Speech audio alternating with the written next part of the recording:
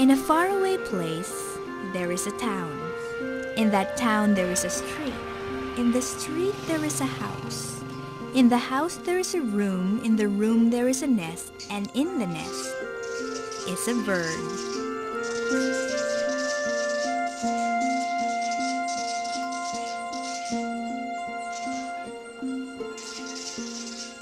The first thing that will hit you is the sound. The twittering conversation of 100 little birds and the whoosh of 100 beating black wings. They're called swifts or balin sa sayaw. Each corner of the ceiling is studded with their nests made of bird saliva, all arranged with the regularity of box seats in an opera house.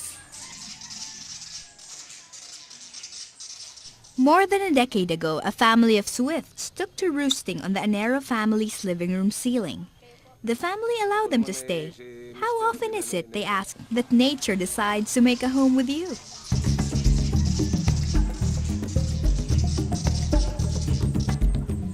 The birds are not the only pets in the Anero menagerie. The cats are to blame for the jagged holes in the ceiling caused by their pursuit of the fluttering birds.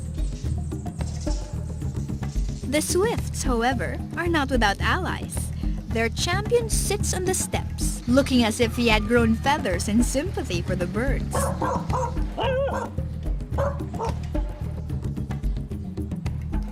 24 chickens make their home beneath the stairs, enjoying the peace and quiet until they are plucked up for family dinner. The birds are permanent boarders, leaving at 6 in the morning and returning at 6 in the evening. Their nests are harvested for nearly $100 a pound for bird's nest soup.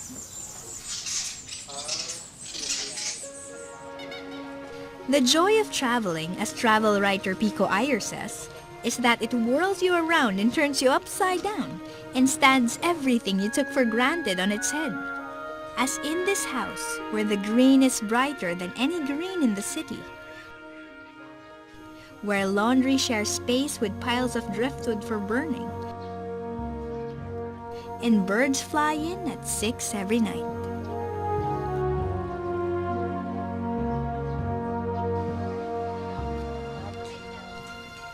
In a place that is not so far away, there is a town called Carigara. In that town, there is a street. In the street, there is a house. In that house, there is a room. In that room is a nest. In that nest is a bird. And in that bird is a story.